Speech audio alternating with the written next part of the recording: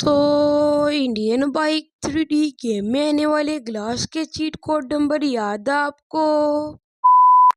तो hello guys, welcome to my new लोकास्पी का स्वागत है एक मजेदार वीडियो में। तो आज हम बताने वाली है इंडियन बाइक 3D गेम में आने वाले ग्लास के चीट कोड नंबर। तो ओके, हमको करना है इस बटन पे टैप। टैप करके दिखेगा आपको कुछ इस तरह का ऑप्शन, तो वहाँ पर हमको डायल करना है GLASS। तो उस पर कॉल करते आ जाएगा हमारे इंडियन बाइक 3D गेम में आने वाला ग्लास।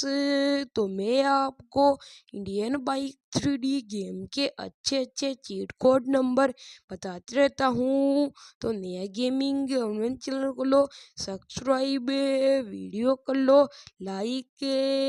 मिलते हैं नेक्स्ट वीडियो में, तब तक के लिए बाय बाय।